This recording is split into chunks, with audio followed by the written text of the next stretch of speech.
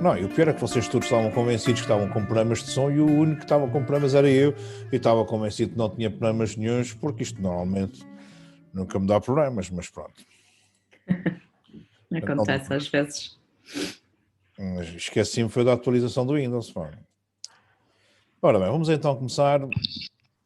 Muito boa noite e nós já estamos em mais um curso de fotografia online. Ora bem, isto vou tentar que seja o curso está dividido em dois grupos, um começa agora às 18 dos Açores, 19 horas do continente, e há outro que começa depois às 20h30, é igual, portanto é rigorosamente igual. Se houver alguma vez que não possam, podem trocar, que não há problema. Mas estava-vos a dizer que isto vai ser um curso que vai ser muito, apesar de ser online, eu vou tentar que seja o mais parecido a uma aula presencial. Isso porque vai ser muito interativo, portanto nós estamos aqui para falarmos sempre que quisermos, sempre que quiserem interromper, sempre que quiserem fazer uma questão, sempre que eu disser alguma coisa que possa parecer muito estranho por ser uma linguagem completamente nova, interrompem-me, perguntem-me, questionem-me, portanto não interessa, o que interessa é que seja o mais interativo possível. Vou também, ao longo das aulas, sempre formos dando matéria que já seja possível fazer exercícios em casa, vocês depois vão fazer fotografias em casa consoante aquilo que eu vos recomendar e depois vocês mandam para mim por e-mail, por e-transfer e eu depois vou comentando isso no WhatsApp, no grupo que criei para este curso e assim toda a gente vai vindo. Eu faço gravações de voz para serem mais simples, para serem comentários o mais íntimos possíveis e, portanto, e explícitos e, portanto, assim toda a gente vai vendo os comentários das outras fotografias e muitas das vezes é uma forma de se tirar dúvidas ou até de se colocar dúvidas ouvindo a análise dos trabalhos uns dos outros. Ora bem, não sei se já estou aqui a compartilhar a minha tela convosco, mas não, acho que não, agora que estou a compartilhar. E, portanto, nós vamos começar por nos apresentarmos, que é para nós termos uma ideia do até para ficar com uma ideia do estado fotográfico de vocês, do que é que vocês sabem, o que é que vocês não sabem, o que é que querem aprender, o que é que esperam aprender com este curso. Portanto, eu gostaria que vocês, mediante esta fichinha que está aqui, vocês se apresentassem oralmente para nós ficarmos a conhecer um pouco mais e podemos começar aqui pelo Clésio, que é o primeiro que está aqui no meu monitor. Portanto, Clésio, se quiseres te apresentar, estás à vontade. Tens é que ligar o som, porque desligaste o som, tens que ligar o som em rodapé, no lado esquerdo.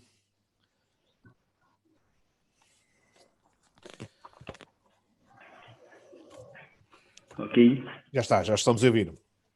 Ok. Chamo-me Clésio Spínola, sou técnico multimédia, tenho 26 anos.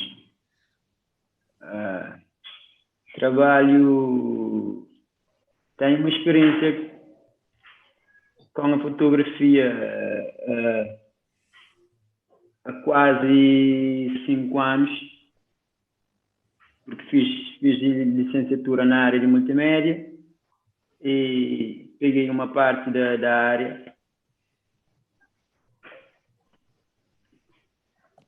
Gosto mais de fotografar paisagens.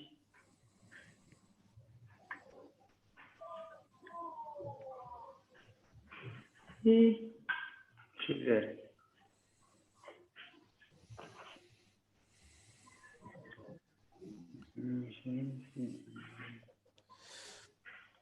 Eu espero aprender muito e sair a ganhar. Muito bem. Tu diz-me uma coisa, Clésio. Tu fotografas há 5 anos, dizes tu, não é assim? É mesmo, 5 anos. Sim. Mas fotografias do nada. Ok. Mas fotografas em modo manual, em modo automático? Como é que tu costumas fotografar com a tua câmera? Qual é a câmera que tu tens? Tenho uma Nikon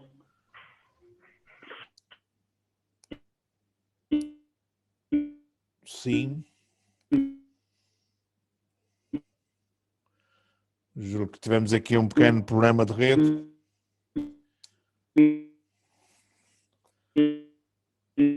Estás-me a ouvir? Deixamos de te ouvir. Conseguem me ouvir? É? Deixamos de te ouvir. Conseguem me ouvir? Agora já estamos a ouvir. Deixamos de te ouvir por um bocadinho. Ok. Mas já te estamos a ouvir agora estamos a ouvir bem. Ok, tenho uma Canon 5300. Uma Nikon 5300, não é? Sim. Sim. Uma Nikon. Conseguem ver? Sim. Sei qual é. E fotografas em modo manual ou automático? Como é que tu fotografas? É no P? Ambas as partes. É? Ambas as partes. Em ambas as partes, ok, muito bem.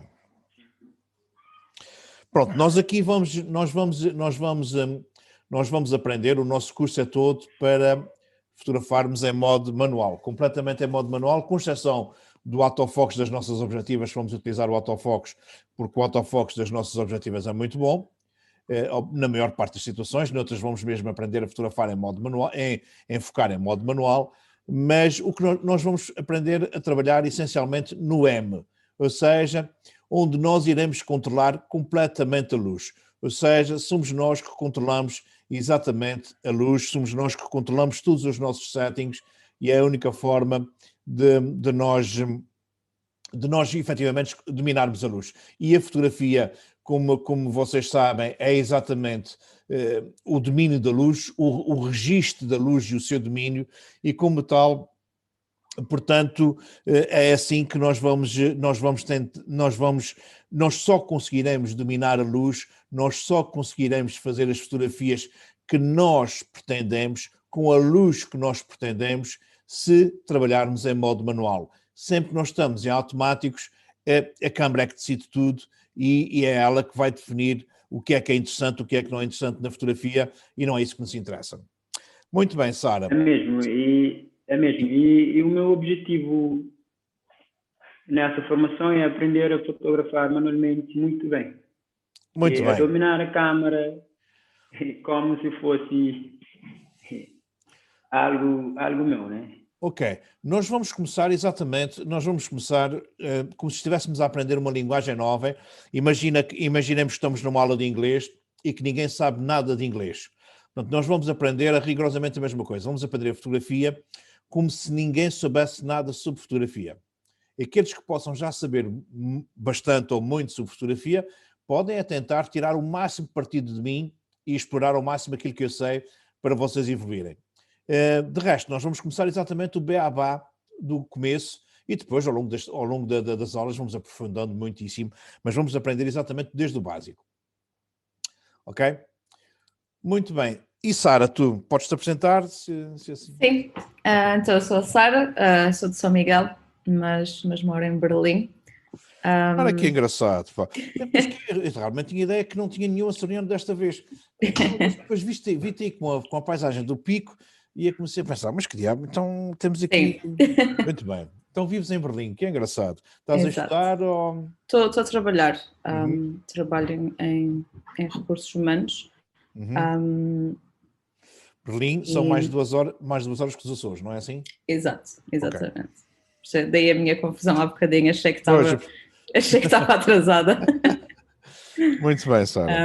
E portanto, eu não tenho a minha experiência muito amadora, não é? Tirar fotos com o telemóvel ou algo assim do género. Minha irmã ofereceu-me uma máquina há uns anos, uma Canon 1200D, e eu devo tê-la utilizado umas 2 ou 3 vezes, sempre no modo automático, então achei interessante se calhar explorar um bocadinho mais e aprender a trabalhar com o modo manual. Então fizeste a opção certa, porque efetivamente se te aplicares, garanto que sais a fotografar em modo manual e a dominar completamente a tua câmara e a luz, que é aquilo que nos interessa. Tens alguma área da fotografia que mais gostes? Alguma coisa que mais te entusiasme? Mais se calhar paisagens, mais fotos aqui assim atrás. Sim, dá para perceber. Muito bem. Sim, senhora. Beatriz, queres-te apresentar? Meu nome é Beatriz, vou começar a trabalhar só amanhã. Tenho 21 anos. A minha experiência Parabéns com por teres conseguido fotografia... um emprego. Nessa altura do ano é Obrigada. extremamente importante. É muito complicado. A minha experiência por fotografia, comecei a ter o bichinho da fotografia aos 12 anos, com uma lente de ouro de peixe do meu pai. E por acaso tirei uma foto bem à toa. E o meu pai disse: "Olha lá, então, mas por que não vais para a fotografia? Tens assim, pronto, um bom gosto e tudo." E eu comecei a pensar duas vezes. Em meio de março estive a ter algumas formações de fotografia. De momento tenho uma Canon 4000D. Os temas que eu mais gosto de fotografar é de tudo um pouco. Experiência, já ouvi falar da regra dos 3/3. Regra dos terços. Sim, mas ainda tenho alguma dificuldade em colocá-la em prática. E é só, espero aprender muito com o curso e que consiga evoluir mais. Muito bem. Estou aqui ainda com um problema. Eu já vos ouço, mas não vos ouço tão bem, ou seja, não vos estou a ouvir por onde costumo ouvir, o que é o que me está aqui a incomodar, porque não estou... Eu só aqui interromper esta partilha para ver se eu consigo mudar aqui esta história do som.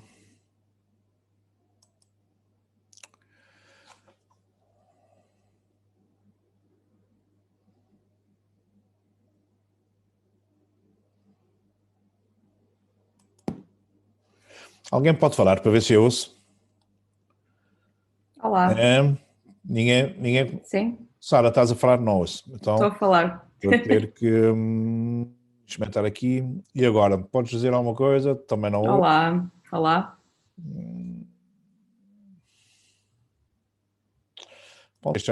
Ok, agora já pode alguém... Olá. Ok, sim. pronto. Agora já ouço. Pronto, continuo a ouvir, não por sítio onde eu costumo ouvir, para as colunas que eu costumo ouvir, mas pronto, olha, vai ter que ser assim. Muito bem. Eunice, quer-se apresentar? Não sei se me está a ouvir. Eunice, está a ouvir-nos?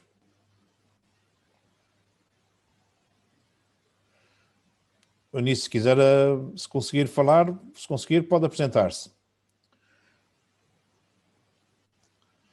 Bom, se calhar não está a ouvir. Joana Cancela, está a ouvir-nos? Não estamos a vê-la? Ok, já estamos. Olá. Olá, Joana. Tudo bem? Meu nome é Joana, tudo bem? Sou estudante, tenho 20 anos, sou da Alfândega da Fé, mas estou a estudar no Porto. Esses tópicos que eu já não me lembrava. Mas já está aqui. Ok, experiência. Comecei há uns meses a fotografar grávidas e agora bebés, não é? Opa, que giro. Entretanto, já nasceram. E gostei bastante e despertou um bocado a curiosidade nos retratos. E pronto, eu decidi fazer o curso porque a minha madrinha já fez este curso nos Açores, presencial, e ela mete-me sempre assim, Quem é a faz-me tua a picar, madrinha? porque é a Lucinda. Ah, que engraçado. Já e faz ela, uns claro, tempos. Foi, mas ela desde aí que, pronto, está-me sempre a ensinar o que sabe do modo manual, Muito bem. mas pronto, não é suficiente, não é? Sim. E pronto, eu decidi fazer o curso. Muito bem, olha que giro. Bebés e grávidas é uma coisa muito gira, pronto. E para os fotógrafos, para os fotógrafos femininos facilita muito a vida. Portanto, vocês, aliás, é curioso que eu comecei a dar formação há coisa de 10 anos, mas comecei na Associação de Fotógrafos Amadores da Açores já há 14 ou 15 anos a organizarmos grupos de formação. E no começo, há 15 anos atrás, 70% ou 80% das salas eram com homens. Só homens. É impressionante. É certo que era em São Miguel, pronto, não estamos a falar estamos a falar ainda num contexto um pouco reservado. Mas mesmo em São Miguel, eu já tive salas com 9 senhoras e um homem. Portanto, ainda nunca tive nenhuma só com senhoras, mas já tive quase praticamente só com senhoras. O que quer dizer que é um crescimento brutal das mulheres na fotografia. É um mundo que era muito dos homens, efetivamente. Aliás, eu costumava dizer que o ato de fotografar era muito como se fosse um ato de caça, era uma caça do século XXI, uma coisa politicamente correta agora, e os homens aproveitavam para sair em grupo e fotografar em grupo, e como se fossem à caça. E hoje, efetivamente, é uma modalidade que está a ser completamente tomada pelas mulheres. E vocês, na fotografia, principalmente na fotografia de grávidas, de bebés, vocês ganham pontos a nós tremendos, porque existe uma cumplicidade muito própria entre as mulheres num ato de maternidade, que é algo muito próprio, que nós não conseguimos, achamos muito interessante, fascina-nos muito, mas é um mundo que não é nosso, que nós não conseguimos minimamente ter aquilo que vocês sentem, pronto, nós não conseguimos. E, portanto, é uma grande vantagem que vocês têm, e, portanto, eu conheço, já tive muitas formandas minhas, várias até enfermeiras que enverdaram para a fotografia, que hoje só fazem fotografia de grávidos e de bebés e de grupos de famílias e não sei o quê. Em estúdio há coisas muito giras, e ainda por cima, como também já deves saber, até aos primeiros 15 dias vocês conseguem moldar os bebés quase como se estivessem dentro da barriga da mãe, e com aqueles trapinhos e com os paninhos, e fazem bolinhas e não sei o quê, e aquilo dá efetivamente fotografias magníficas, fantásticas, e pronto, e pode-se fazer com qualquer tipo de... Se dominarmos bem as câmaras, se dominarmos bem a luz, pode-se fazer com candeeiros em casa, com iluminação simples. É certo que podemos comprar softbox, os tripés e a iluminação artificial, que hoje também é bastante barata, portanto hoje com 500 euros já se consegue um belíssimo kit de estúdio, mas se não quisermos fazer isso, com candeeiros de LEDs bons, 2, 3 candeeiros de casa, nós conseguimos fazer a iluminação, porque são zonas pequenas, pronto, é sempre muito restrito, e em cima de vários fundos faz-se coisas muito giras, é uma área muito interessante, mas efetivamente temos que dominar o manual para conseguirmos exatamente captar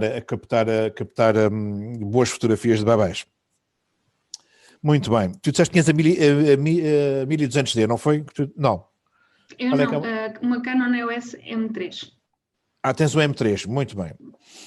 Isso é uma mirrorless. É. Pois. Bom, a mirrorless é um novo conceito da fotografia, que nós vamos também falar dele, que é um conceito do futuro, e que não, eu acho que já não é do futuro neste momento, já é do presente, portanto, efetivamente nós todos vamos virar mirrorless mais ou menos a noite, porque já há coisas excepcionais e o mundo está-se todo a virar para aí. Muito bem, não sei se o Eunice já consegue falar, se consegue se apresentar, se não... Não, então vamos continuar, e quem se vai apresentar então agora sou eu. Pronto, eu sou José Franco, tenho 55 anos, a minha vida profissional nem sempre foi a fotografia, portanto passou muito por... deixa-me só ver aqui o que é que... eu consigo vir, mas consigo vir, nós ouvimos...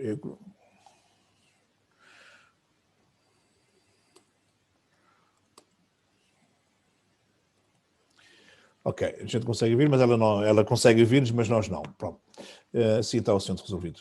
Pronto, muito bem, mas estávamos a dizer então que, pronto, a minha vida profissional nem sempre foi isso. Portanto, estive durante muitos anos ligado a lojas de pronto a vestir, era empresário, era comerciante, mas fotografo desde miúdo, fotografo desde muito miúdo. Comecei a fotografar para aí aos 15 anos, com uma viagem que fiz aos Estados Unidos com a família, e como vocês sabem, nós açorianos temos muita família nos Estados Unidos, e portanto fui aos Estados Unidos com a família, conhecer a família que vivia nos Estados Unidos, e tinha 2 sonhos. Um deles era trazer efetivamente uma câmara reflex, e pronto, eu já tinha algumas economias, não era o suficiente, mas lá a família se cotizou e acabei por trazer a minha primeira câmara reflex, e pronto, e foi aí que começou o bichinho. É certo que na altura nós não tínhamos internet, nós só aprendíamos por livros, os livros de fotografia são sempre muito caros, Mas pronto, mas eu fui comprando livros, aprendíamos muito na altura a ir à casa de fotógrafos experientes, conversar com eles sobre fotografia, eles ensinavam-nos, mostravam-nos fotografias que tinham feito e ensinavam-nos como é que as tinham feito, numa época em que nós não víamos as fotografias quando fotografávamos, só víamos depois, só víamos muito depois, às vezes semanas, quando tínhamos dinheiro para mandar revelar o filme, portanto as coisas não eram assim tão fáceis como são hoje, nem de perto, nem de longe. Mas pronto, mas depois tive muitos anos sem fotografar, tive muitos anos em que... mas pronto, ainda antes de... Pronto, eu comecei aos 15, depois naquele tempo ganhava-se muito dinheiro com a fotografia, porque fazia-se reportagens de casamentos, batizados, comunhões, isso dava muito dinheiro, portanto era algo que era muito valorizado e muito bem pago. Depois tive uns anos em que me dediquei só à minha vida empresarial e que não fotografei, com o regresso do digital ou com o surgimento do digital, comecei a comprar uma pequena câmara que eles chamam os sabonetes, que eram aquelas compactas. Comecei a comprar uma compacta, depois comecei a gostar muito dos resultados, depois voltei outra vez o bichinho e refiz novamente um saco digital e pronto, e depois tive em 2008, ainda antes de 2008, portanto, em 2005, 2006, fundámos a Associação de Fotógrafos Amadores dos Açores, uma associação que chegou a ter 600 sócios e que demos muita formação, ainda continua a acontecer, mas demos muita formação na altura. Depois, em 2008, tive uma falência muito violenta, com o crash da Bolsa de Nova Iorque. Pronto, eu estava numa fase empresarial em que estava um bocado dependente da banca e, portanto, tive uma falência muito complicada e, pronto, a minha vida mudou completamente e passou aquilo que era um hobby, aquilo que era um prazer, passou a ser um modo de vida e, pronto, e hoje tento viver à custa da fotografia, muito à custa de dar formação, muito à custa de organizar viagens com pessoas que gostam de fotografar e que vamos pelo mundo fora fazer turismo para fotografar. E essencialmente assim, porque fotografia vende-se muito pouco, ninguém, com a democratização do digital também, o valor da fotografia baixou, o valor da reportagem baixou muito, as pessoas acham que não vale o que se pede. E porquê? Porque também hoje, por exemplo, vamos a um casamento e enquanto que o fotógrafo está a fotografar, todos os acompanhantes também estão a fotografar com os seus smartphones e ao mesmo tempo estão a colocar logo nas sociedades virtuais, estão logo a colocar online e quando o fotógrafo apresenta o seu trabalho já grande parte da surpresa foi à vida porque já toda a gente se viu fotografado nas sociedades virtuais. E pronto, toda a gente pensa que isto é o suficiente e pronto, e acaba-se por não ser tão fácil viver da fotografia hoje em dia. Dentro da área da fotografia, pronto, eu também tenho várias paixões. Uma das minhas paixões é preto e branco, portanto, eu praticamente só fotografo preto e branco. Eu fotografo sempre a cores, mas mostro o meu trabalho todo a preto e branco, quase todo, e só mostro a cores quando é praticamente só por encomenda, quando me pedem algum trabalho, e aí sim mostro a cores, por resto a minha visão da fotografia é exatamente a preto e branco, com muitos tons cinzentos por meio, mas é muito a preto e branco. Dentro do preto e branco tenho uma das minhas grandes paixões é o retrato, é efetivamente retratar pessoas, situações de rua, vivências, e quando toca a paisagem, normalmente as minhas fotografias, a paisagem está humanizada com alguma coisa, ou com alguma construção, ou com alguma presença humana, com a simples sombra. Eu gosto muito de humanizar a paisagem de forma que... Porque acho que não faz sentido a paisagem sem estar humanizada. É certo que sim, que há fotógrafos que só veem a fotografia, gostam muito de ver a fotografia muito de uma forma muito pura, muito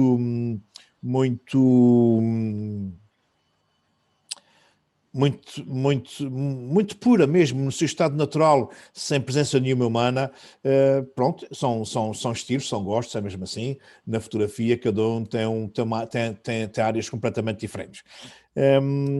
Ainda dentro ainda dentro das minhas paixões para a fotografia, uma das coisas que me dá muito gozo mesmo, é construir histórias fotográficas, ou seja, fazer fotografia documental, ou seja, não mostrar uma fotografia única, mas mostrar sempre um conjunto, e posso depois, até se tivermos a oportunidade, mostrar alguns exemplos disso, do que é que eu gosto de fazer com a história fotográfica, até porque, se vocês repararem e se tomarem alguma atenção, hoje há excelentes concursos fotográficos, há belíssimos concursos, e há concursos que até podem não dar grandes importâncias financeiras, porque os bons concursos hoje até não dão prémios monetários, mas em termos de currículo são extremamente importantes, portanto dão currículo aos fotógrafos. E a maior parte dos concursos são todos eles com histórias fotográficas, ou seja, quase ninguém... Ok, não há problema. Quando precisares, Beatriz, estás à vontade. Mas eu estava-vos a dizer que a maior parte dos concursos são hoje, concorre-se com histórias fotográficas, com conjuntos de fotografias. Já quase que não se concorre com uma fotografia única. E, portanto, até é curioso, porque eu, desde maio, que ando a organizar uma tertúlia fotográfica que acontece ao domingo à noite, Horas dos Açores, das 9 da noite às 11 horas da noite, continente das 10 à meia-noite, ir à Alemanha já um bocadinho tarde, já irias dormir muito tarde, e penso que Cabo Verde neste momento está com a mesma hora do continente, portanto neste momento deve ser 6h30 em Cabo Verde. É assim, Celso, ou não? Sim. Pois. Também estava convencido que era mais ou menos a mesma hora dos Açores. Mas pronto, isso para dizer que nesta tertúlia fotográfica nós vamos sempre 2 horas a discutir trabalhos dos fotógrafos que estão na sala, dos fotógrafos que querem, que apresentam os seus trabalhos, e andamos há semanas a discutir exatamente histórias fotográficas, porque é uma área da fotografia muito interessante. Não é fácil construir histórias fotográficas, mas é muito giro. Portanto, é uma área da fotografia que eu gosto muito, a fotografia documental, em que efetivamente se vive do conjunto de fotografias. Ora bem, nós vamos começar. Isto foi o meu primeiro cartaz há 10 anos atrás, salvo erro, exatamente, em 2010. Isso foi um cartaz que uma associação que me contratou para dar formação fez. E se vocês repararem, isto é um belíssimo equipamento fotográfico. Temos aqui uma belíssima câmara, provavelmente uma Canon 5D. Temos aqui um objetivo excelente, uma 70-200 2.8. Essa objetiva custa à volta de 2.500 euros, nova. A câmara custa 3.000. Portanto, um excelente equipamento. Mas este fotógrafo, ao pegar nesta câmara, tem um erro de postura grave. Vocês conseguem perceber qual é o erro de postura? Diz Celso. Estavas a dizer, mas estás sem som, portanto... Sim. O modo de pegar a lente... Não percebi, desculpe. A maneira de pegar na lente. Muito bem. A forma de pegar no objetivo, não é assim? É mesmo. E Ou também... seja, ele está a pegar assim, não é? Sim, e também a visão no ocular. A visão. Ora bem, há fotógrafos que conseguem fotografar assim, só com o olho direito. Eu, por acaso, só consigo fotografar com o olho esquerdo, mas isso é o olho que o fotógrafo escolhe, é uma questão muito pessoal. Agora, o que não está correto aqui é a forma como ele está a pegar na câmara. Ele está a pegar assim, quando numa câmara, numa objetiva, a mão esquerda está sempre por baixo da objetiva. E a mão direita é que serve para segurar e mexer em todos os manipos. Esta mão esquerda está sempre por baixo da objetiva, mesmo que seja com uma objetiva pequenina, como é o caso desta 50mm, uma objetiva muito pequena, ou mesmo com uma objetiva tão grande como essa 70-200, por acaso aqui não tenho nenhuma, estão todas noutra sala, mas amanhã até vos posso trazer para vocês verem. Portanto, a forma como se pega numa câmara é determinante. E é determinante porquê? Por variedíssimas razões. A primeira começa logo que, quando nós estamos a fazer uma composição, quando nós estamos a fazer quando nós estamos a fotografar, por exemplo, uma paisagem, como está por trás, a paisagem que está por trás da Sara, em que nós temos o horizonte, temos o mar que divide a terra, que divide a linha do horizonte, divide a água da terra ou a água do ar. Esta linha do horizonte, normalmente, quando nós fotografamos, fica a tombar para um dos lados. E se vocês repararem na fotografia que está por trás da Sara, o horizonte está perfeito, está direitinho. Ora bem, a primeira forma de nós estabilizarmos o horizonte, estabilizarmos as fotografias, é efetivamente com uma forma, a postura como nós pegamos na câmara. Ou seja, nós temos que pegá-la sempre por baixo para dar estabilidade. E esta estabilidade é vital para nós conseguirmos uma composição logo à partida o mais direitinha possível. É certo que vocês me podem dizer que, bom, mas isto é simples, no computador nós conseguimos corrigir o horizonte em 2, 3 toques, nós corrigimos o horizonte no computador. É verdade que sim, nós conseguimos corrigir no computador com facilidade, mas sempre que eu faço esta correção no computador, parte do meu ficheiro vai à vida. Os cantos, eu perco sempre alguma informação dos cantos. Informação essa que poderá ser vital para a minha composição. Isto porque nós vamos depois aprender, quando estivermos a fotografar e quando estivermos a utilizar linhas de força, quando estivermos a utilizar linhas que nos levam a percorrer a fotografia, é fundamental que elas saiam exatamente dos cantinhos, nos cantos inferiores, cá de baixo. Ora bem, então, este equilíbrio é extremamente importante. Depois também, a forma como nós pegamos a câmara, se nós pegarmos assim, ela fica bambeante. Se nós ficarmos assim, ela ganha solidez. Para além de que essa solidez vai ser extremamente importante, principalmente quando estivermos a fotografar com pouca luz. Sempre que eu estiver a fotografar com pouca luz, eu corro o risco de ter as minhas fotografias focadas. E se eu não estiver a segurar bem na câmara, eu corro mais riscos em ter fotografias pouco nítidas, pouco definidas, sem estarem devidamente focadas. E vocês podem ter a certeza que uma das coisas se calhar das coisas mais difíceis que nós temos na fotografia é a focagem. E vocês se calhar pensam que é o mais fácil.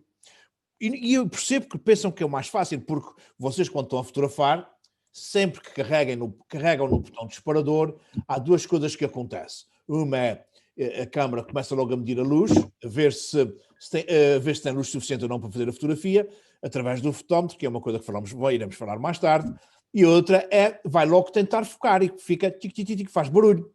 E normalmente, quando está focada, dá um apito, faz um apito ou acende lá dentro uma luzinha verdinha e nós pensamos que a fotografia está focada. E, efetivamente, para a câmara fotográfica está focada, mas grande parte das vezes não está.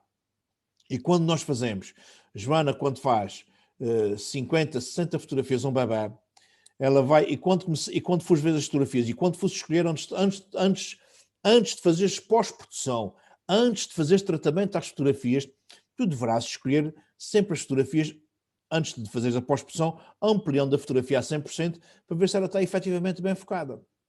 E se tu fizeres isso, tu te habituares a fazer isso, e vais-me perguntar, mas porquê é que eu tenho que fazer isso? Por uma razão muito simples. Quando vês a fotografia pequena no computador, ou seja, ocupando o monitor todo, quase todas as fotografias parecem estar perfeitas.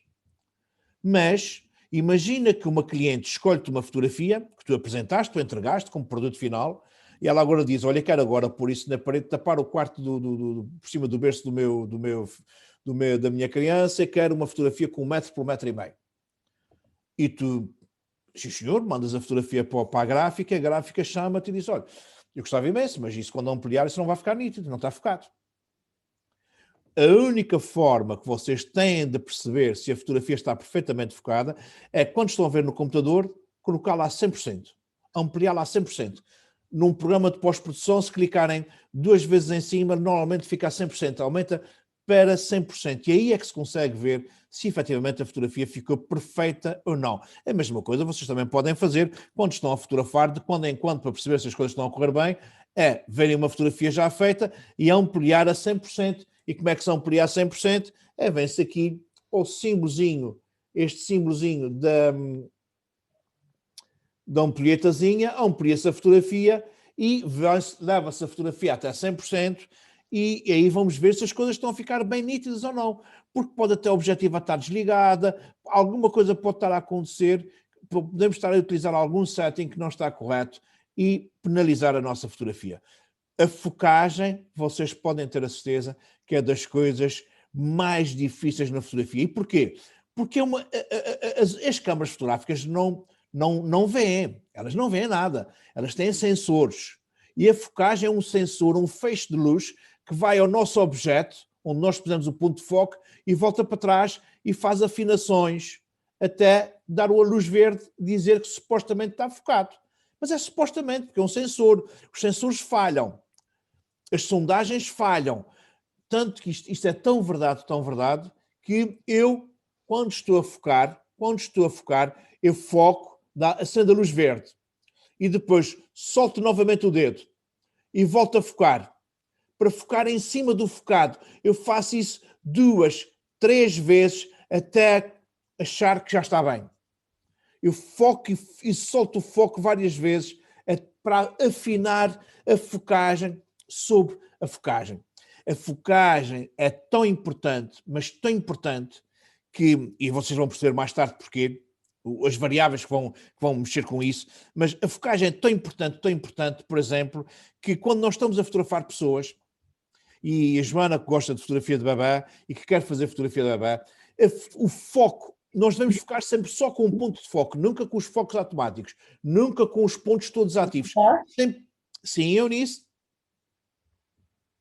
Ouvimos de qualquer coisa, não temos a certeza se estás a falar para nós ou não. Conseguem me ouvir agora? Sim, agora já conseguimos perfeitamente, Eunice. E tens estado a ouvir-nos bem ou não? Sim, tenho de estar a ouvir bem. Ok, então pronto. Se quiser ligar a câmara, pode ligar, está à vontade. Se tiver câmara, pode ligar. Mas estava a dizer que a focagem é tão importante, que nós só devemos focar num ponto. E, por exemplo, quando estamos a focar pessoas, crianças, animais, o foco deverá ser sempre em cima dos olhos. Só com um ponto de foco em cima dos olhos. Sempre. Mas, Joana, é tão rigoroso isso, que nós não vamos colocar em cima de um olho qualquer. Ops, ia-me cair um monitor aqui. Assustou-se com os meus gestos. Sara, tens alguma ideia onde é que vamos colocar em que olho é que nós vamos colocar? Não percebi. Tens alguma ideia em que olho é que nós vamos colocar quando estamos a fazer a focagem de uma fotografia de retrato de uma pessoa, de um bebê? Esquerdo. Vamos colocar sempre no olho que estiver mais próximo de nós. E há sempre um que está mais próximo de nós. Por exemplo, se eu estou a olhar aqui para este lado, este olho é ao contrário, porque a câmera inverte tudo. Este olho é o que está mais próximo de vocês, não é? Portanto, é neste que vocês vão colocar o foco. Mas se eu me deslocar para este lado, este olho é que já ficou mais próximo de vós agora. E agora vocês vão ter que mudar o ponto de foco exatamente para cima deste olho. Isto acontece sistematicamente quando estamos a fazer retrato. Temos que estar permanentemente a mudar o nosso ponto de foco. E porquê? Porque focado, fica só naquele ponto. Qualquer fotografia que vocês ampliarem a 100%, vocês vão perceber sempre onde é que focaram. E fica muito feio, por exemplo, um retrato lindíssimo e o nariz é que está completamente nítido e os olhos já não estarem tão perfeitos. Isto fica muito mal. Eu posso dizer que a minha última viagem que eu fiz com fotógrafos, a última viagem de 2019, foi a Marrocos, mas a viagem de 2019 que mais me fascinou foi São Tomé. Fui a São Tomé, era um sonho que eu tinha já de ir há muitos anos que eu tinha este sonho de ir a São Tomé. A Cabo Verde já fui 2 vezes, mas a São Tomé nunca tinha ido e queria muito ir a São Tomé. E fui a São Tomé e fiz centenas e centenas de fotografias. Mas não foi a paisagens. E a paisagem é bonita. Não estou dizendo que São Tomé não é bonito, é lindo. mas eu fiz essencialmente a pessoas. As pessoas é que me fascinaram em São Tomé, as crianças, os rostos, as expressões, isso é que me fascinou. Fiz centenas, mas dessas centenas eu só consigo separar, sei lá, assim, boas, grandes fotografias, 40, 50, 70, não mais do que isso. E porquê? Porque depois de entreter, vamos imaginar que eu faço 20, 30 fotografias de uma criança num sítio qualquer. Dessas 20, 30 é quando começo a ver as que estão a 100%, quais são as que estão, depois de encontrar uma perfeita, depois de encontrar uma estupidamente bem nítida, as outras todas perdem importância. Ficam sem valor. São altamente penalizadas.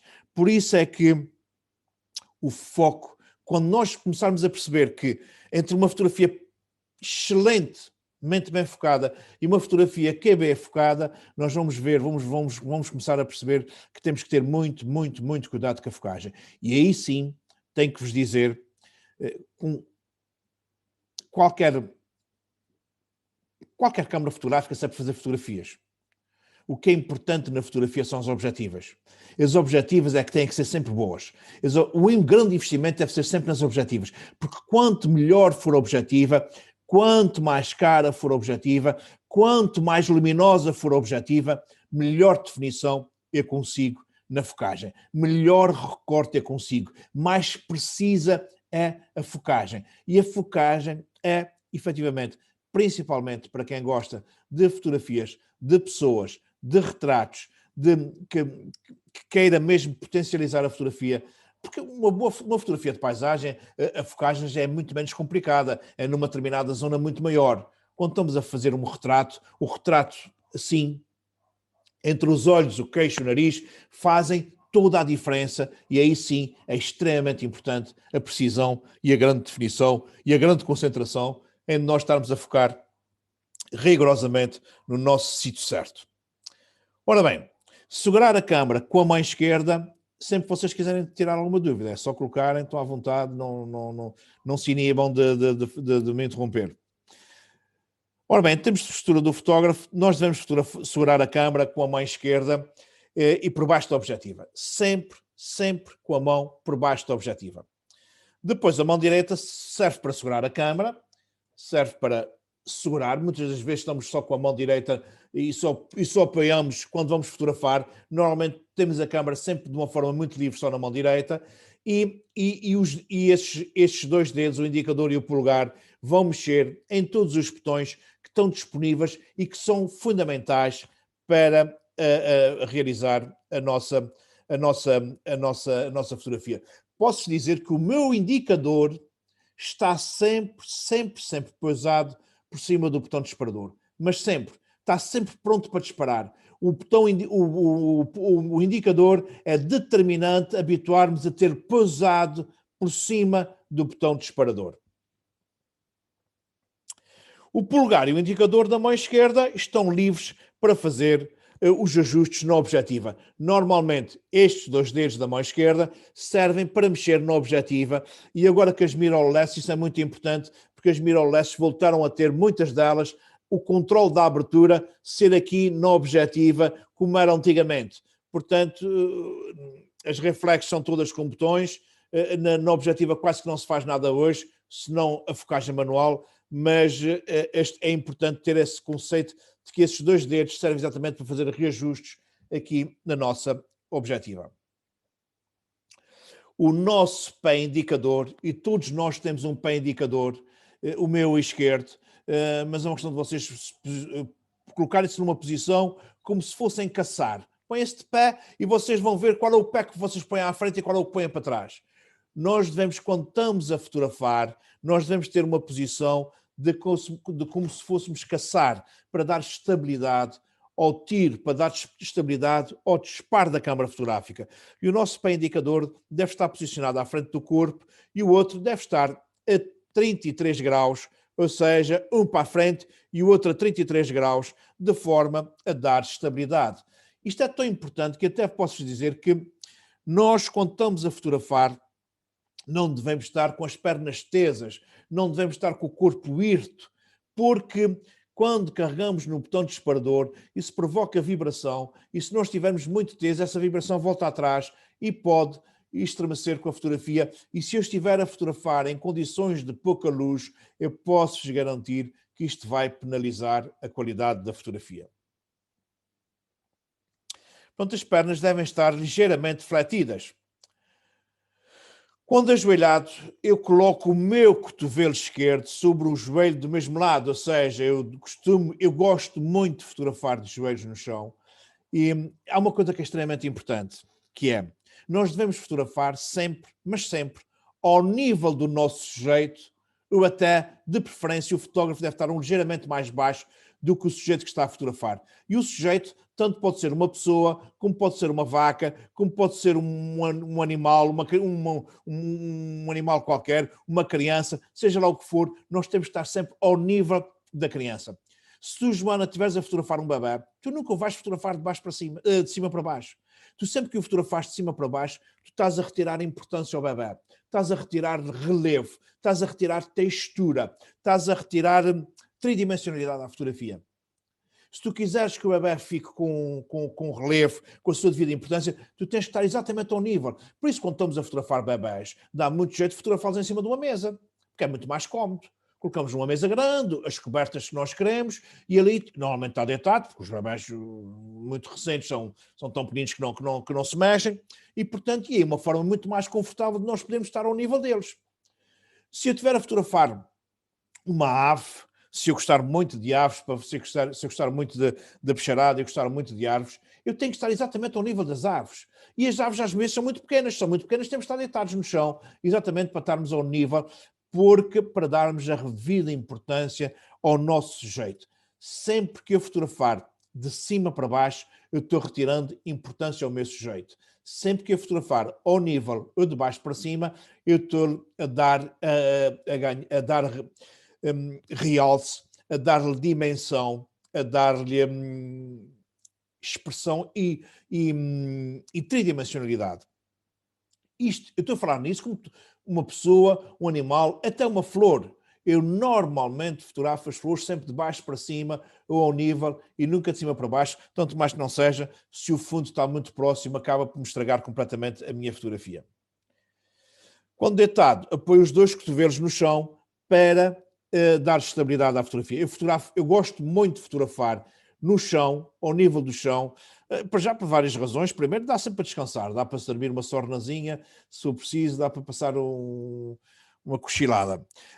E por outra razão, que é mostrar ao mundo como um bebê ou como uma criança pequenina vê o mundo.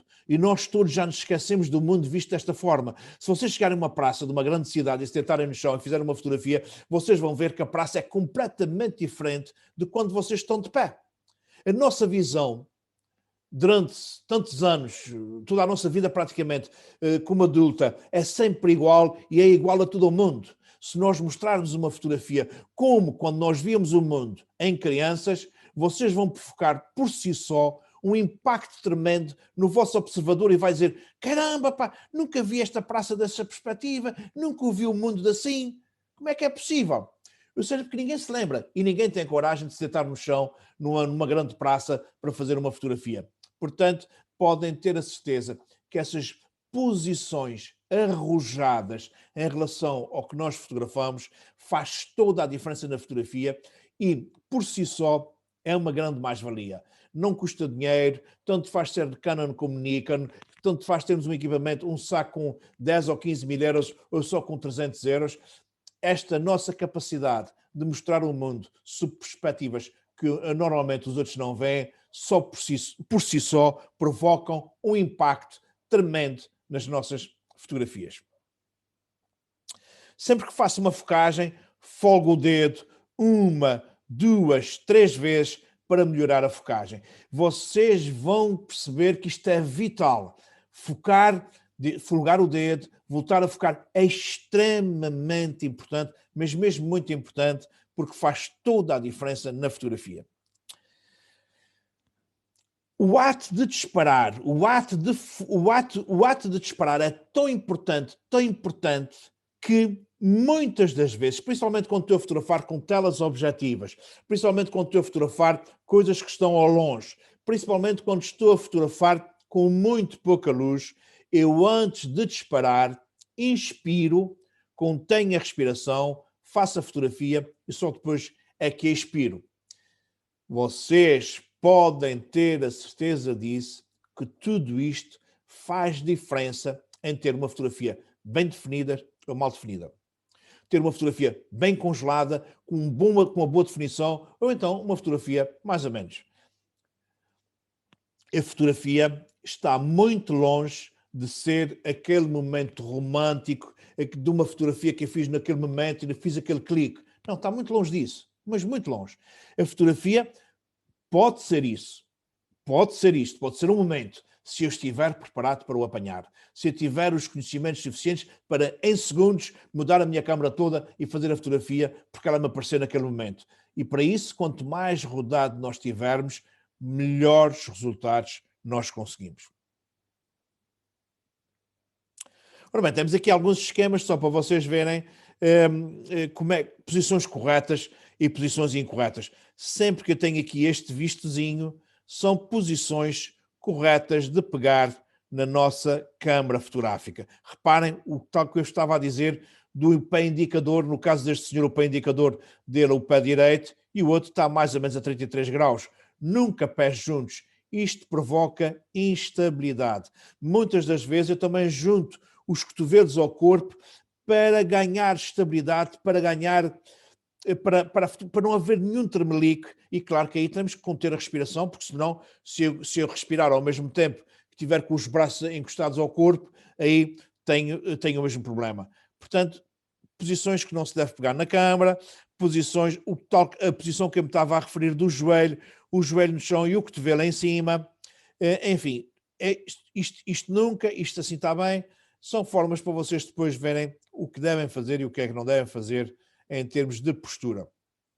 Mais exemplos, portanto, os que estão corretos têm um visto, os que estão incorretos têm um X, para vocês ficarem com uma ideia. Depois esse PowerPoint, logo à noite, disponibilizo no chat no WhatsApp e vocês já ficam com ele.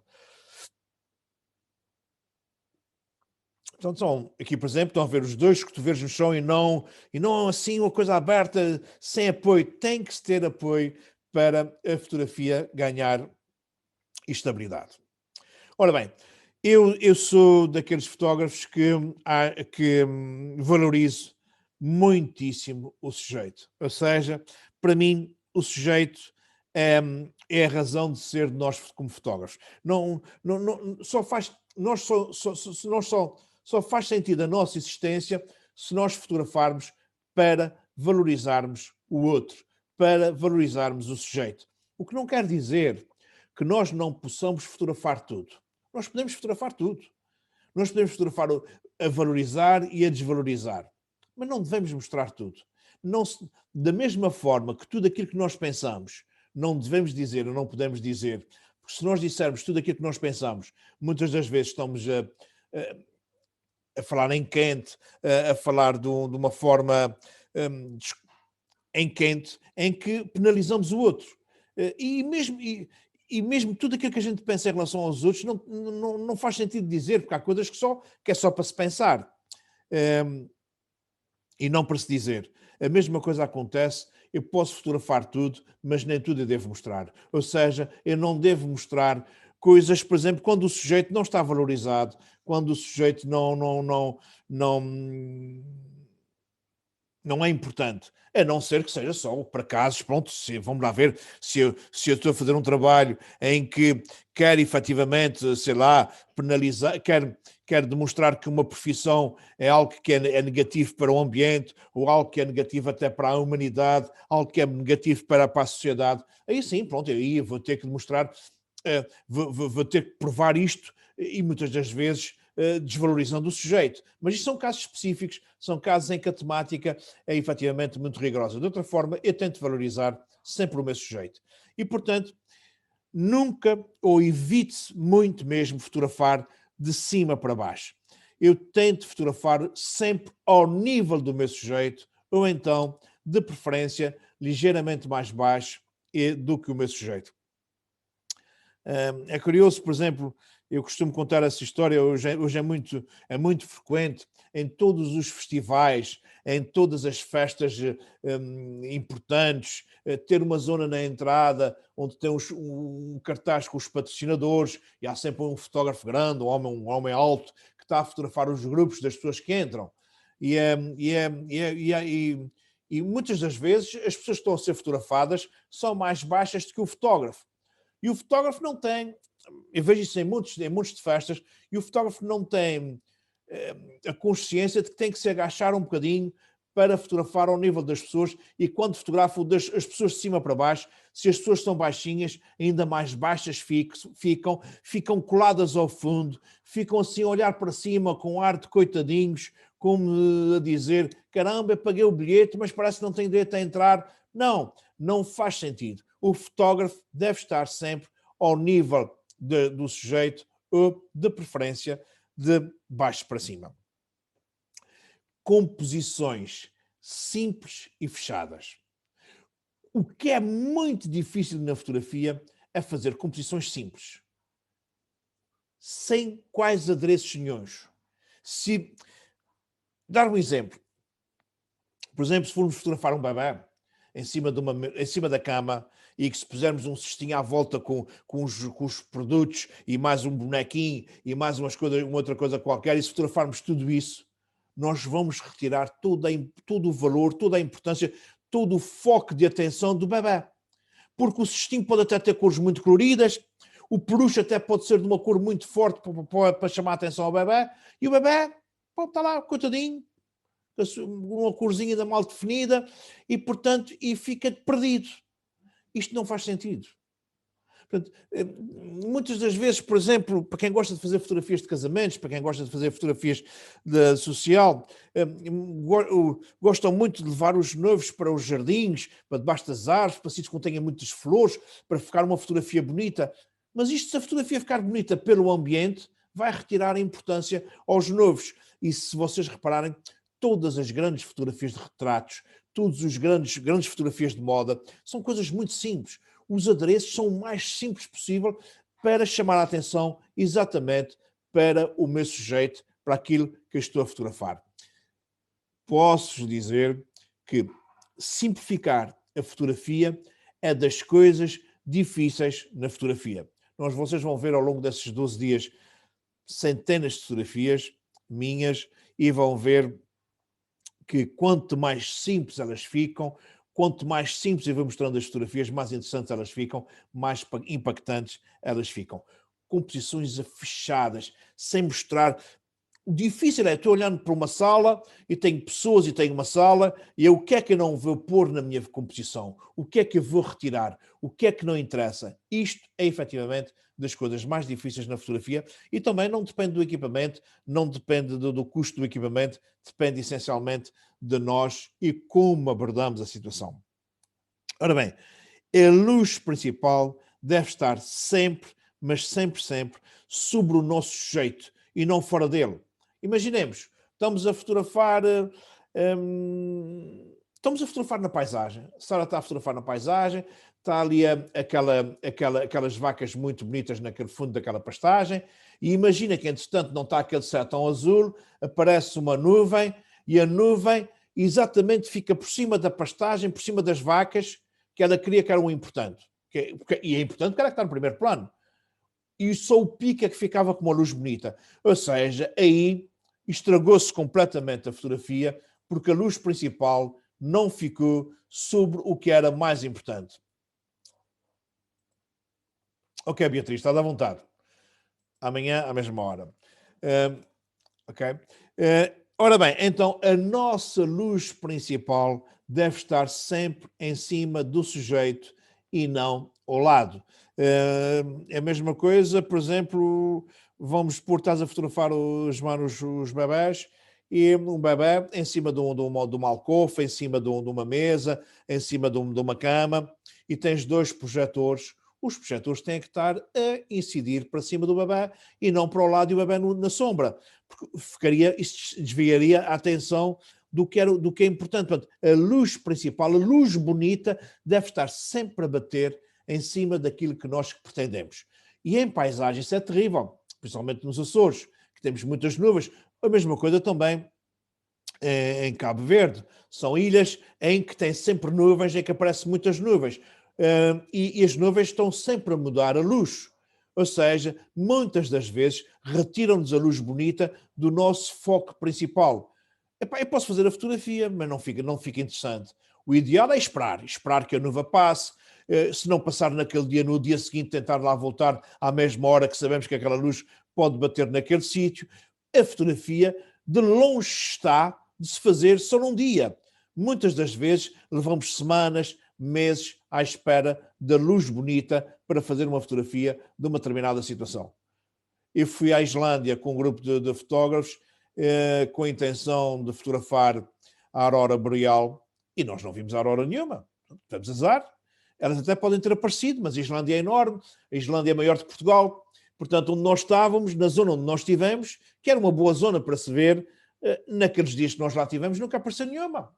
E até pode ter aparecido às 3 da manhã, às 4 da manhã, mas a esta hora nós estávamos a dormir, quer dizer, nós não podíamos passar as noites acordados, nós estávamos até à meia-noite a vigiar, a ver, não sei o quê, mas depois da meia-noite, íamos cada um ia dormir, porque no outro dia tínhamos que fotografar outras coisas. Portanto, isso para vos dizer que nem sempre acontece aquilo que nós queremos e a luz principal tem que estar exatamente sempre em cima do nosso sujeito e nunca fora dele. No retrato, o foco deverá ficar sempre em cima do olho que está mais próximo de nós. Isto é extremamente importante em fotografia de retratos. E, portanto, isto é importante conjugado com o facto de que nós só vamos utilizar sempre só um ponto de foco e nunca os pontos todos automáticos que as nossas câmaras nos apresentam por defeito. Temos que saber escolher isso, já lá vamos ver em cada câmara onde é que se muda o ponto de foco. Ora bem, nas flores, enquanto que nas pessoas, nos animais, o foco é exatamente em cima do olho e do olho que está mais próximo de nós, nas flores o foco deverá ficar em cima dos estiletes. Os estiletes são aquelas membranazinhas que saem do centro de uma flor e que normalmente ficam por cima, por exemplo, no caso das azáleas. Isso é muito fácil de identificar na azália, que saem do meio da flor, aqueles estiletezinhos que normalmente no fim acabam arredondado, normalmente onde é que está o pólen, não é aí que está normalmente o pólen que se irá libertar, e portanto é nestes pontos da flor que nós vamos colocar o foco, nunca lá no fundo, porque o fundo não tem interesse nenhum.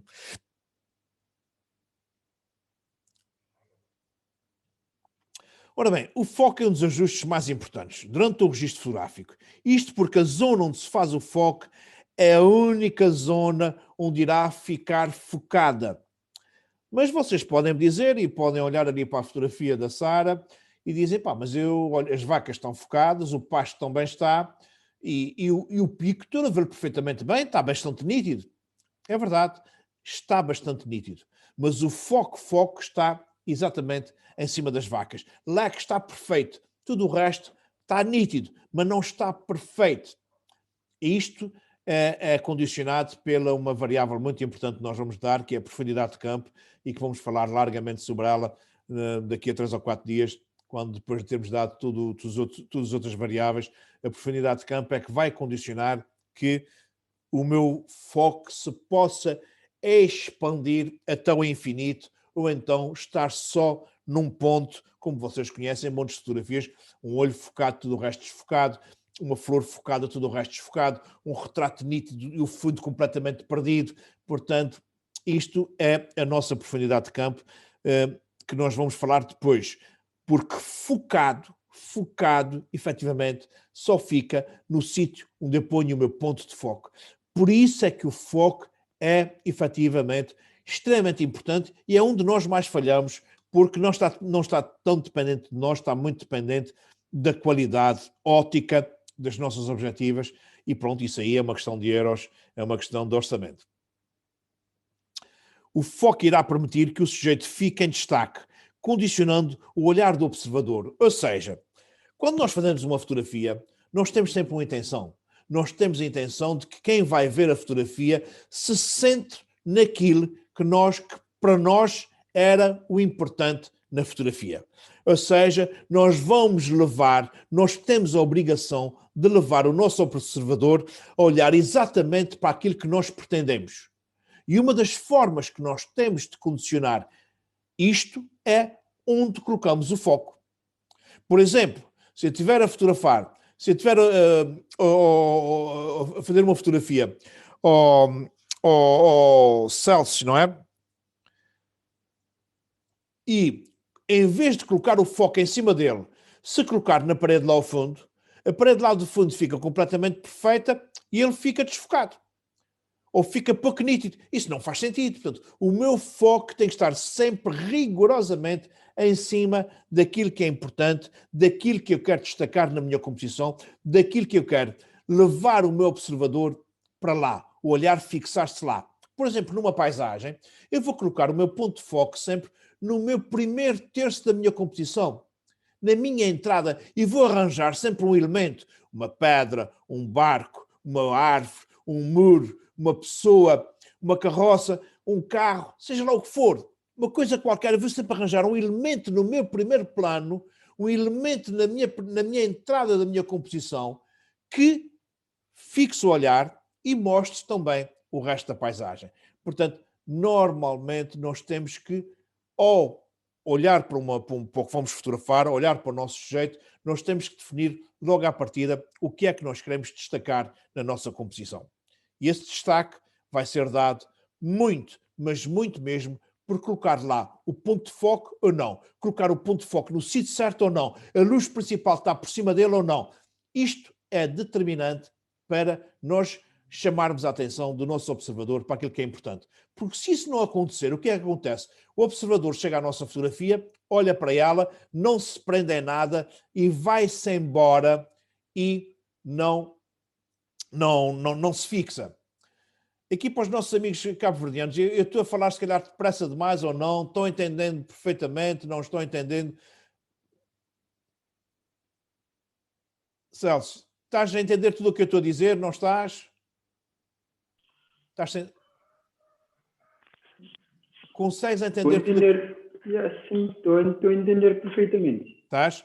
Ou seja, o facto de eu estar a falar um bocadinho depressa não está a prejudicar. Não faz diferença, não faz diferença. Ok, muito bem. É mesmo. Então, há duas formas de focar. Nós podemos fazer dois tipos de focagem. Nós podemos fazer a focagem com o foco manual e vamos sempre focar com o foco manual sempre que nós estivermos a fotografar com o tripé.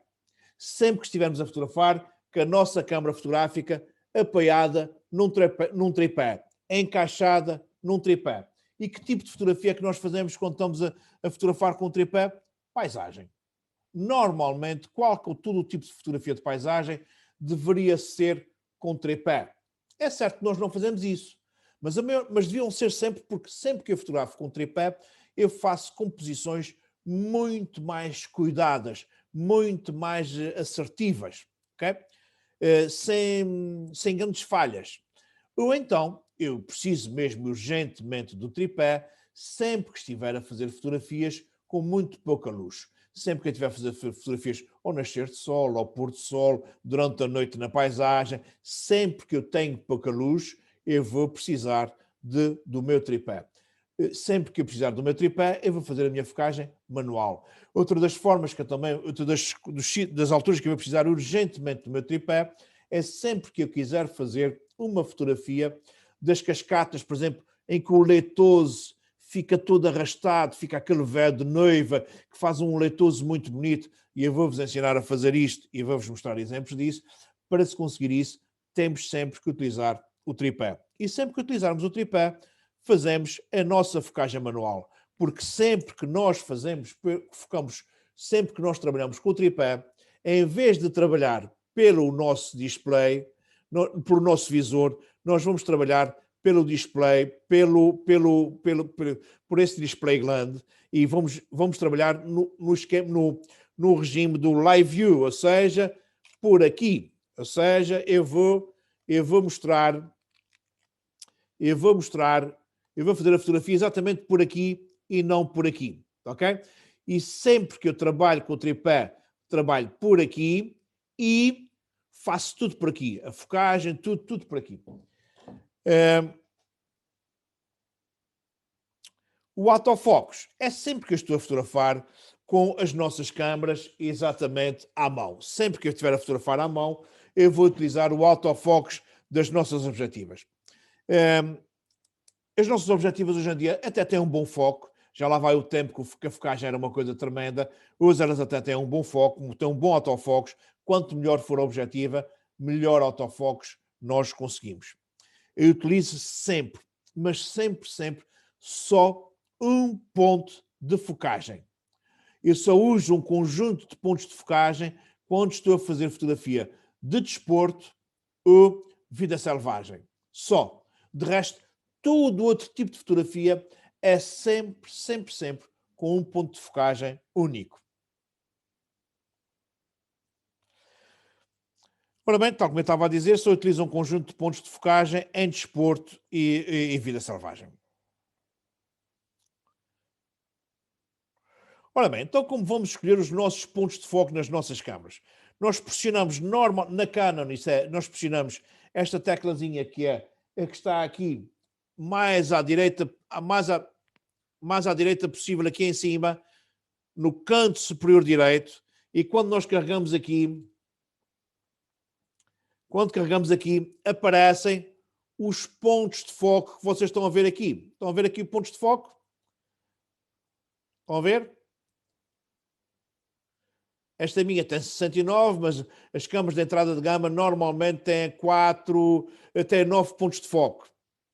Isso terá que aparecer aqui atrás.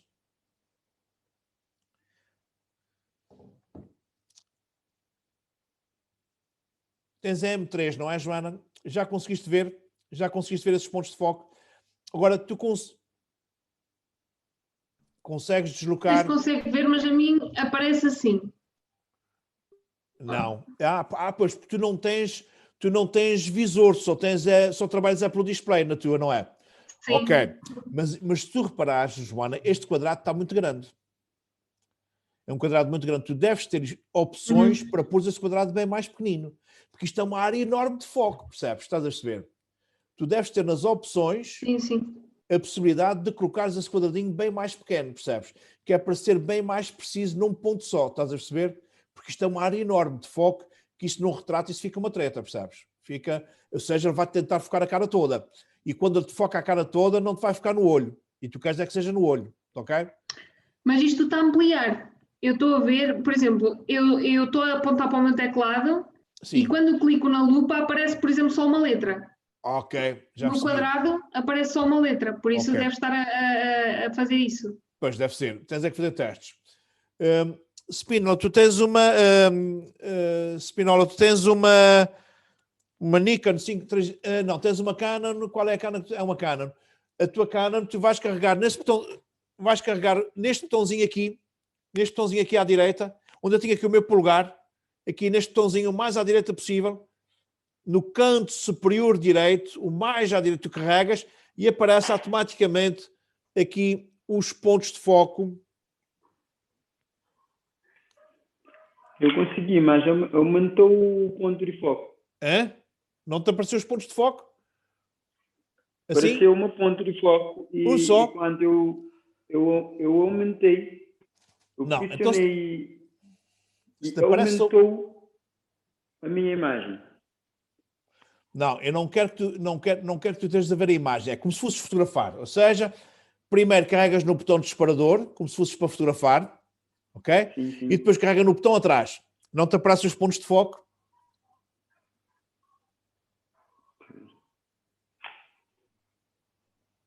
Sim, apareceu uma ponto de foco. Ok? E agora, para mudar o ponto de foco, é com a setinha para a direita ou para a esquerda ou para cima ou para baixo. Experimenta a ver se não consegues mudar.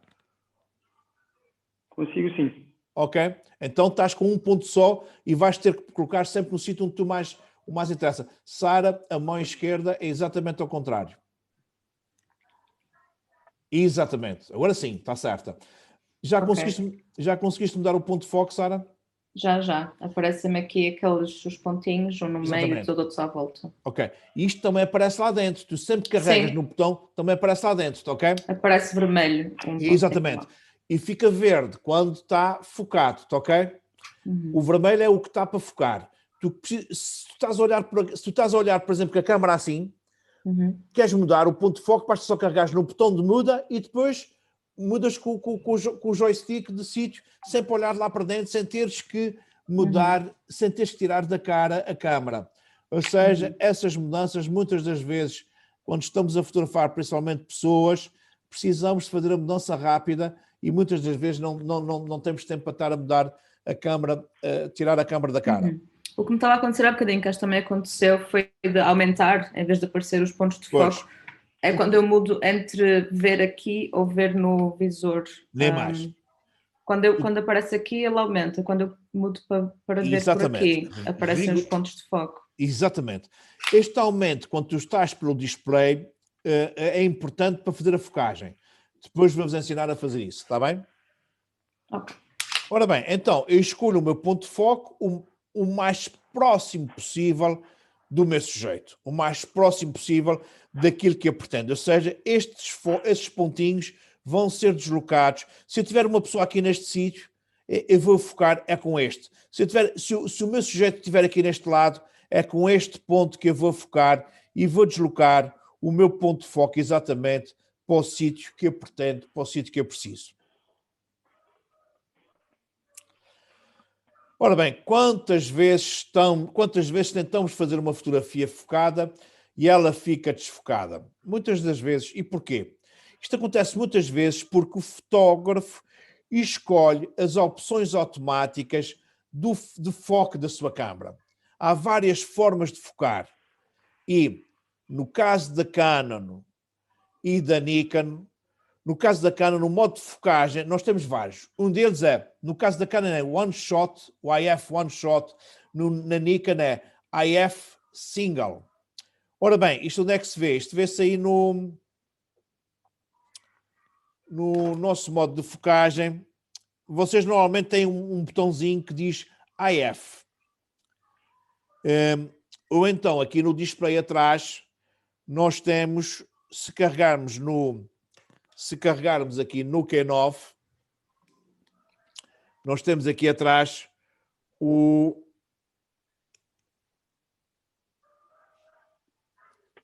É o que está no objetivo, aqui que diz AF, MF. Sim. Na objetiva tens que pôr para AF. Ok? Ok. Sempre que tu puseres para MF, quer dizer que vais fazer com focagem manual. Aqui para a objetiva, estás a ser com os dedos. Ok? Portanto, a objetiva tem que estar sempre AF. Joana, tu não tens isto, não tens na objetiva provavelmente o AF, ou se tens? Nesta não tenho, mas eu tenho uma teleobjetiva e nessa já tem AF e MF. Ok, mas de qualquer forma, tu aqui no teu display... Mas nesta não. Mas aqui no teu display, tu tens que ter sempre aí uma zona que diz AF. Ou no menu, ou quando tu pões aqui nos laterais, deves ter aqui na M3, eu não sei bem como é que é. Sim, aparece em cima. Tem? Aparece em cima. Já encontraste o sim, IF? Sim, aqui não dá para ver, acho eu. Sim, vê-se mal, mas já encontraste. Entra aí no IF. Entra aí no IF. Spindler, já encontraste o IF no teu display? Sim? Já encontrei. Ora bem, quando tu entras no IF, deve aparecer uma das formas de focar é One Shot. Tens aí, Joana? Sara, tu tens. É o primeiro, da esquerda, não é? Sim. O primeiro da esquerda é One Shot. E o Spindle também para ti é a mesma coisa. Quando entras no modo de focagem AF, o primeiro retângulo da esquerda, vou-te mostrar. O primeiro retângulo aqui da esquerda, não sei se vocês conseguem ver. Isto é difícil mas aqui acho que eu estou vendo, eu estou vendo bem focado. Conseguem ver? O mais à direita é o One Shot. Estão a ver? Ele não está no One Shot, ele está até no sítio errado. Ele está... Vou pôr aqui. Vejam agora outra vez. Estão conseguindo ver o One Shot ali? Conseguem ver na minha câmera o One Shot? Eu pelo menos estou a ver... Agora... Estão a ver o one shot? É no IF, one shot. O que é que isso quer dizer one shot? Ou então, no caso da Nikon, aparece Nikon IF single. Mas aqui é tudo Canon, portanto não há problema. Então, one shot, o que é que isso quer dizer? Eu sempre que estou a fotografar com one shot, fotografar no one shot, o modo de focagem one shot é perfeita para focar coisas paradas, pessoas, vida social, fotojornalismo e paisagem sem tripé. E o que é que isso quer dizer? Quer dizer que eu foco num determinado ponto e a fotografia só acontece se estiver efetivamente focada, ou supostamente focada. Enquanto ele não conseguir focar, ele não dispara. Quantas das vezes... Perdão. Quantas das vezes vocês já não tentaram fazer fotografias e ela não dispara? Já deve ter acontecido. Sim. E não dispara porquê? Não dispara porque não está focada. Ou supostamente a câmara não conseguiu focar. Portanto, para se conseguir disparar em one shot, supostamente a câmara tem que já ter conseguido focar. Ok? E acende uma luz verde ou dá um apito, normalmente, depende de como estão as câmaras parametrizadas. Depois do sujeito estar focado e enquanto eu não aliviar a pressão do meu botão disparador, a câmara bloqueia o foco, acende uma luz verde a confirmar que está focado. E depois aí nós disparamos. Não podemos nunca folgar o dedo, porque senão ele perde o foco, tem que fazer o processo de novo. Ok? A câmara fotográfica neste modo só permite fazer a fotografia depois do sujeito estar supostamente focado.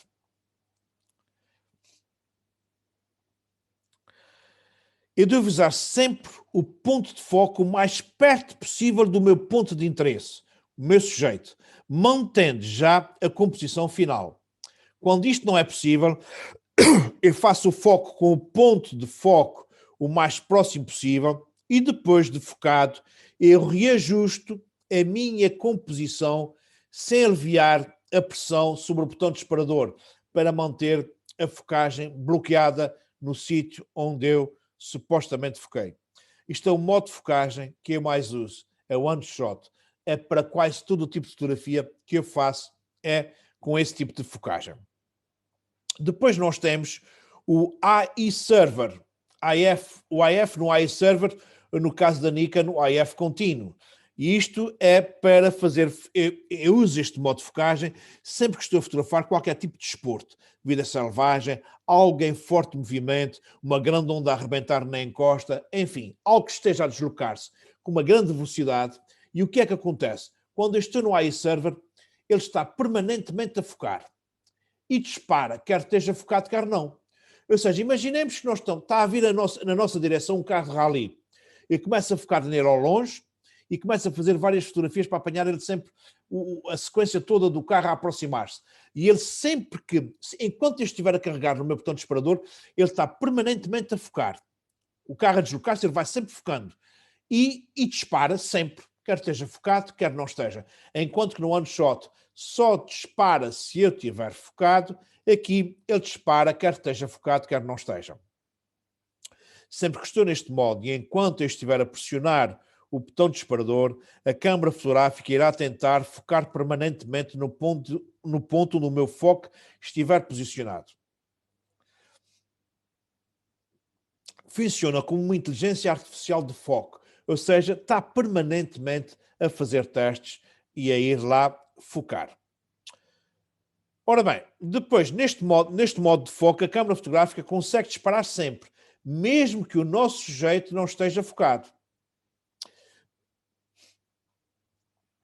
Depois nós temos então o AI Focus, e na Nikon é o IF automático. Isto é um automático. Então, neste modo, a câmara fotográfica varia automaticamente entre one shot e AI Server. Ou seja, eu nunca sei se ela está focada, se não está. É uma gestão muito dela. Esta configuração padrão do modo automático da nossa câmara. Eu nunca uso este modo de fotografar, contudo, reconheço que possa dar jeito para filmagens. Estou a fazer um filme e que tem ação, paradas, movimentos e não sei o quê, e aí, pronto, depois aquilo vai ter vários cortes, há de haver coisas, aquilo que não ficar bem é por fora, e, portanto, aí pode dar jeito. Acredito que sim. Ora bem, na Canon, isto é o display mais ou menos que aparece nas Canons, o modo de focagem está normalmente aqui neste canto, isto aqui são os pontos de foco. Aqui isto nunca deve estar tudo aceso, assim isso quer dizer que está tudo em automático, devia ter sempre só um, e aqui está no one shot, ou seja, está na categoria que nós mais queremos, mais utilizamos. Sempre na Canon, que é carregar neste Q4 que está aqui, Q de 4, isto automaticamente faz-me poder deslocar para cada um desses menus pelas setinhas do joystick.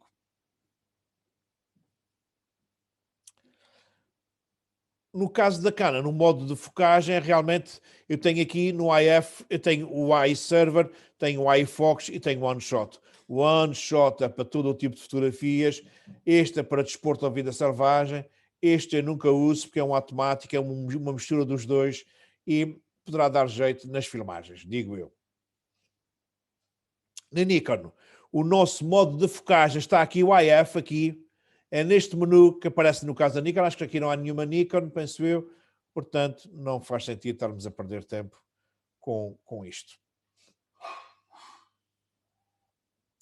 E muito bem. A custo de vocês serem poucos e a ter acelerado muito o meu discurso, eu consegui dar a matéria toda a 2. Fico muito feliz porque nem sempre consigo.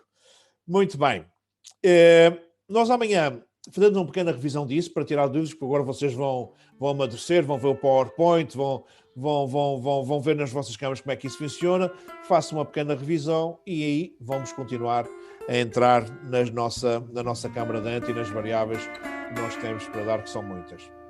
Ok? Alguma dúvida? Não? A ausência de dúvida é sempre muito mal. É sinal de que ainda não temos tempo para estudar a matéria, mas pronto, mas vamos ter tempo para isso. Muito bem, olha, então eu vou amanhã então nós continuamos e resta desejar um bom jantar e um haja saúde e até amanhã, tá? Até amanhã, obrigada. Amanhã, Deus, obrigado. Tchau. Amanhã.